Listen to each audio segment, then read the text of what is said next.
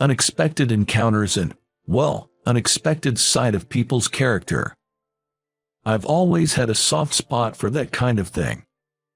From the moment I met my college student girlfriend, I was completely smitten by the contrast in her personality. My name is Mike. I'm 30 and work in sales for a real estate company. I reckon I'm pretty average, like anyone you'd meet. If I have one thing to boast about, it's that I apparently have a knack for sales. I'm not exactly the motivated type, but for some reason, I've always been at the top of the sales charts since I joined. Getting big deals is what I'm known for in the office. I'm not particularly passionate about my job, and to be frank, I'm just working to eat. When I was job hunting, I was already determined to go with the first company that gave me an offer. And it happened to be this real estate agency. So when they try to ask me about my company spirit, I can't really answer it.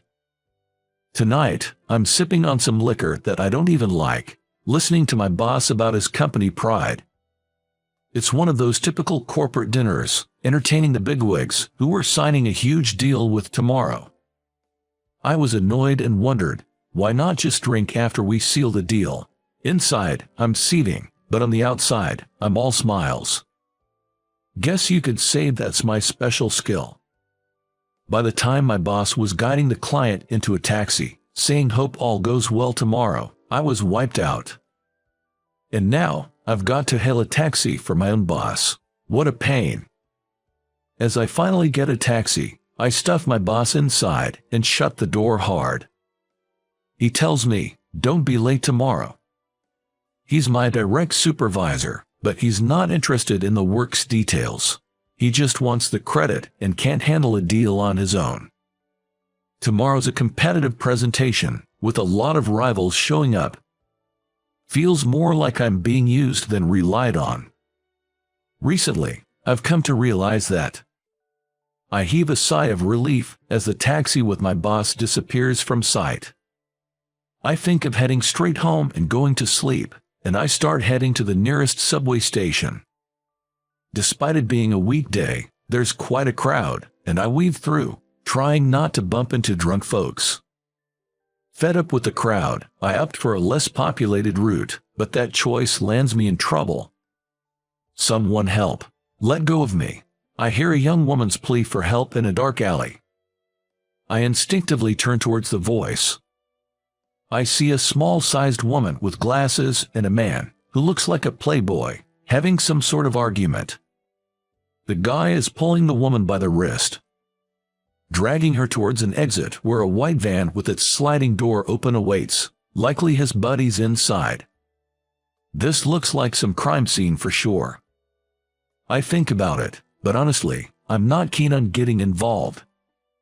As I'm deciding whether to walk away or intervene, I lock eyes with the distressed woman. The desperation in her gaze behind those glasses holds me. Without thinking, I find myself stepping between the man and her. I must have moved faster than I ever believed I could. Before I could think, my body just moved on its own.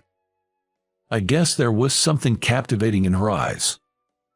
Can't you see she's not into it? And are those guys your pals? This looks like a kidnapping. Isn't this a crime? My words seem to unnerve the guy, and he lets go of her arm. Sheltering her behind me, I tell the guy, just give up. To be honest, fighting isn't my strong suit. I really don't like confrontations or complications. Yet here I am, stirred into action by the intensity of her gaze. Back off, old man, or you'll get hurt. A guy spouting off words like some hoodlum on the street. Looking closer, he seemed like a college student. Hey, are these folks your friends? I turned and asked the girl. I've seen him around campus, but I have no association with him. She responded firmly. The guy momentarily looked hurt by her words. A tussle between me and him continued with shouts of let go and back off. Soon, the distant sound of police sirens grew closer. Probably, a passerby had seen the incident and called the police. Hearing the sirens, The guy clicked his tongue in annoyance. Just when I thought it was over, a heavy punch came flying at me with incredible force. I blacked out as I was slammed against a wall. The last thing I remember was that moment. When I woke up, I found myself in an unfamiliar room. The sunlight coming through the curtains. I felt a pain on my cheek, but my back was in even more pain. It seemed like I was on the second floor, with the distant sound of machinery coming from below. I recognized the nostalgic scent in the air. It was the smell of ink. Rising from the bed I'd been laid on, I checked my sore back. It appeared I had some scrapes. An old-fashioned clock on the wall showed it was 2 p.m. Oddly, I didn't feel panicky or desperate even though I was absent from work and had an important meeting that day. I absent-mindedly wondered who had taken over the crucial deal I was supposed to handle, but I quickly gave up on the thought. My cell phone, which was by the pillow, had a broken screen and seemed to be non-functional, probably from when I fell. Inadvertently, I had become that guy who loses contact on such an important day. My boss must be in a real panic. I said a silent sorry in my head for a moment and then let the thought go. I walked down the stairs, drawn to the sound of machinery. I found what seemed like a living area above a workspace. Judging by the number of dishes in the kitchen, I guessed maybe 2 people live here. Yet, I had no idea where I was. In front of me, there was a large machine with metal plates lined against the wall. I then guessed it's an old-fashioned letterpress printing shop, something I'd seen in books. Beside the machine, a tall man, wearing an apron made of sailcloth, was working. "Excuse me." I spoke hesitantly. He looked up, recognizing me, and gave a warm smile. "Ah, you're awake. You had quite a night. How you tried to help Valerie but ended up getting the worst of it," he remarked. He introduced himself as the older brother of Valerie, the college girl I had tried to help the previous night. Apparently, after I passed out, Valerie had dragged me to this place. That explained the scrapes on my back. He added with a slightly apologetic grin, "We probably should have called an ambulance." "Hey, can I borrow your phone? I need to call my office. I've missed work without notice." He casually tossed me his cell phone. The unlock screen displayed a snapshot of him and Valerie laughing together. They seemed close. The response I got after calling my workplace was a series of angry shouts. At some point, I felt like this is something I can't handle on my own, so I switched to speakerphone, letting the guy hear such a call.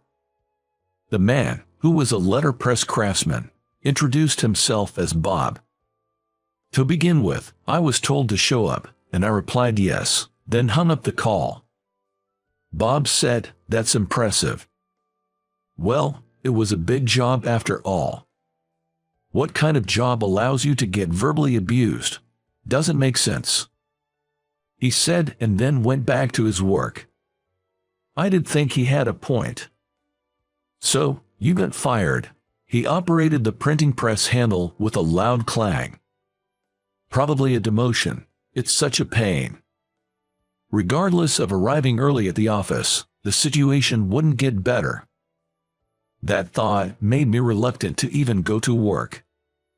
After finishing his work, Bob invited me upstairs saying, "Let's grab some lunch." "Hey, is that guy all right? Still unconscious?" Then, a college girl from last night, with plastic bags from a drugstore in both hands, kicked the entrance door open. She probably had to kick it since her hands were full, but she came in quite energetically. "Hey, welcome back. This guy here is either getting fired or demoted because of you." Bob said that with a smirk, and his sister, Valerie, looked pale and dropped the bag she was holding. Then she glared at me. I was taken aback by her intense stare and straightened up, staring back. "I got it. I'll take responsibility. I'll take care of you. Don't worry." Valerie seemed to have a peculiar way of thinking. Bob was laughing his heart out. In the end, I reached the office just before closing time. As soon as I placed my bag on my desk, I was called into the boss's office. Inside, the supervisor, manager, and the CEO were all present. All of them frowned and glared at me. "Because of you, everything's been ruined. Do you realize the loss you've caused the company?" the CEO said in a restrained, angry voice. Both the manager and supervisor nodded in agreement. They probably didn't prepare or go through the documents that would have allowed them to handle the situation without me. They clearly wanted to put all the blame on me. Then the CEO handed me a transfer order. "You're being transferred." I was being sent to a quiet branch office, where only unimportant tasks are handled. "Oh, never mind the transfer. Please accept this instead." I quickly pulled out my resignation letter, which I had kept in my suit's inner pocket, and handed it to the CEO. It was something I had written at that printing shop. The CEO and the manager's faces turned pale when they saw it. There was a commotion in the sales department as their top salesman, me, said he would quit. It seems they planned to demote me temporarily and bring me back to the headquarters once everything's settled. My sudden decision to quit left them scrambling. "Well then, I'll be going. Thank you for everything." As I bowed slightly and tried to leave the CEO's office, the CEO shouted, "Hold him back." The supervisor rushed to grab my arm. Leading to a minor scuffle, I was getting really fed up. During the struggle, a small message card fell from my pocket. It was made at the printing shop. As they taught me about the printing process, they made a business card-size message card for me. Embossed with the unique impression of letterpress printing, it read, "I'll take responsibility, Valerie." Looking at the card, a smile crept on my face.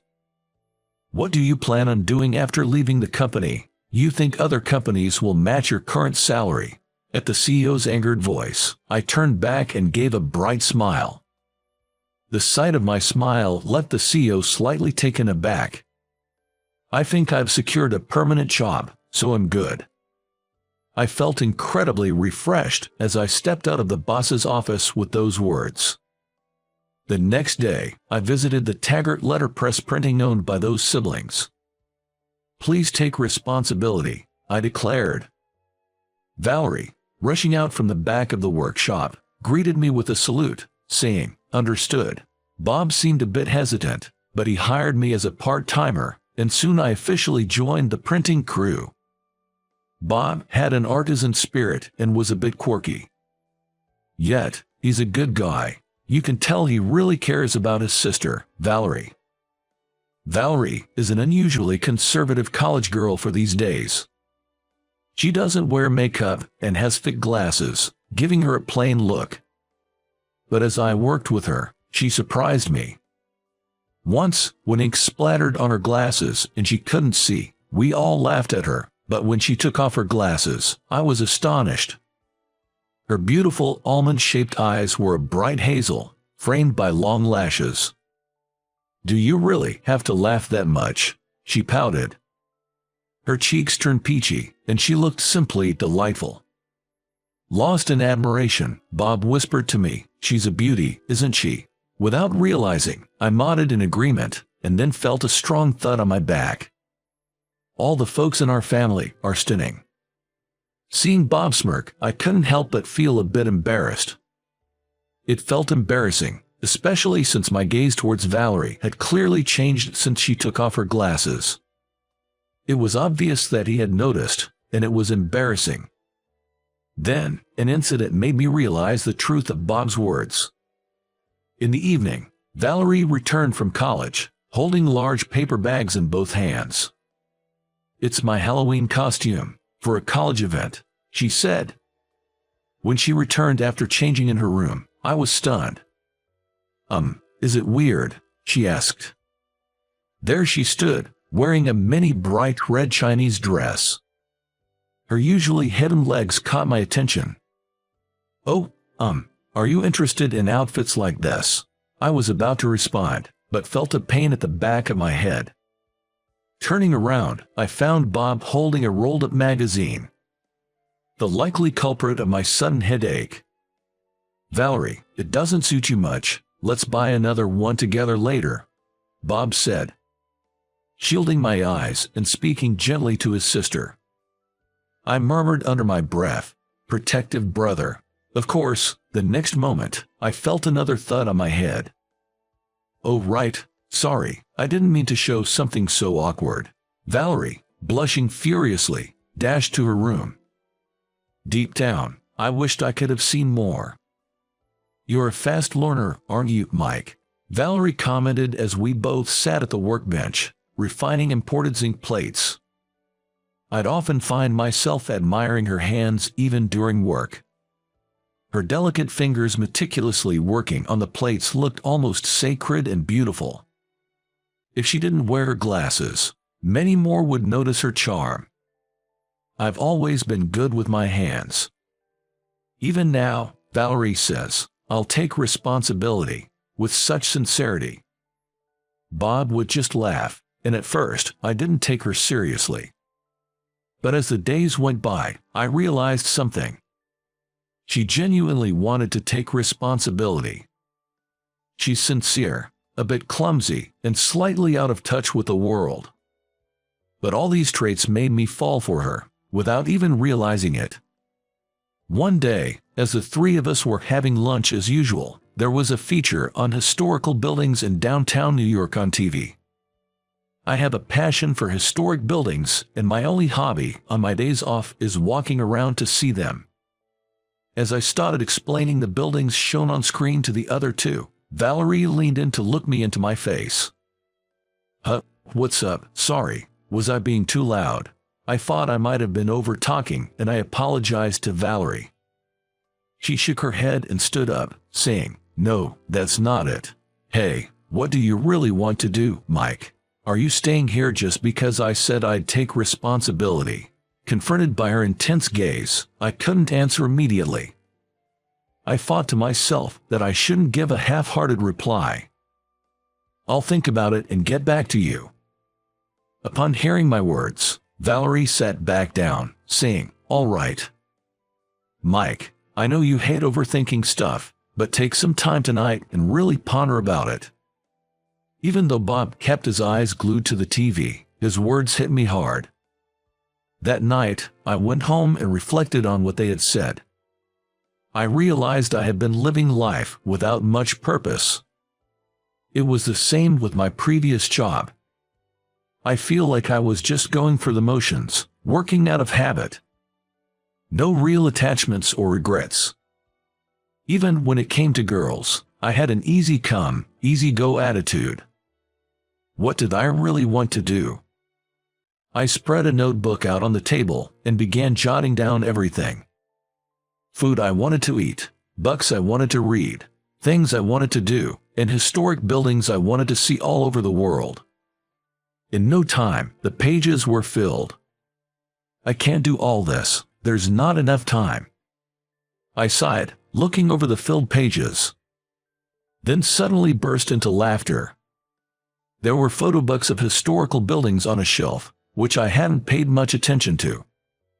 If I hadn't met those two, I might have spent my life simply sighing over the images in those books.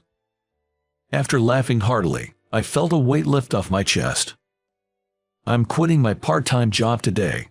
The next morning, I announced this to Valerie and Bob right away. Bob, with a puzzled expression, remarked, You're always so unpredictable. Yet I could tell he wasn't mad. You figured out what you wanted? Valerie asked, and I nodded confidently. So, what's the plan? I'm going to see everything I've ever wanted to, until I'm satisfied. Valerie gave a delighted smile. That sounds wonderful. I explained to them about my plan to visit historical sites around the world. Bob was concerned about the finances, but I had some savings from when I worked at a real estate agency. If I run out, I plan to pick up another part-time job. Valerie, I'm sorry, I always teased you about taking responsibility. You don't really have to. I apologize, Valerie, for always teasing by telling her to take responsibility. I thought I should make sure to tell Valerie that she's now free. When I did, Valerie bit her bottom lip and looked up at me. She always makes that expression when she wants to convey something serious. You don't have to apologize. Please don't. Instead, I just want to ask one favor. That's what Valerie said to me. It was the first time she had ever asked me for a favor, so I was taken aback. "Hut, a favor? What is it?" I asked hesitantly, and with a serious look on her face, she said, "Is it okay if I wait for you, Mike?" I thought, what a sweet request. "Hey, Bob, can you step out for a bit? I want to hug Valerie." Bob retorted, "You know my answer is no. Don't push your luck. It seems touching her is off limits until I return. I feel the day I'll be calling Bob brother-in-law is getting closer." As proof, even though Bob verbally says no, he's still smiling. If God exists, I truly want to thank him. Thank you for leading me to the sibling that day. I've traveled for 3 years and have seen much of what the world has to offer. But there's still more I want to see. I've been documenting my travels on a blog.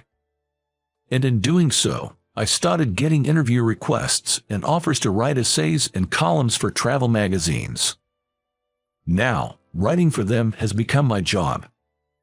The rapid change still astonishes me. To keep my promise, I opened the doors of the Tucker print shop. I'm back, sorry for keeping you waiting. Upon my unexpected return, Valerie was in shock. When she realized, she gave a big smile and saluted me. "I've been waiting for you. Welcome back." She ran towards me and hugged me immediately, and of course, I hugged her back tightly. So, what did you think about the story? Subscribing to our channel will motivate us to create more content. Well then, see you in the next video.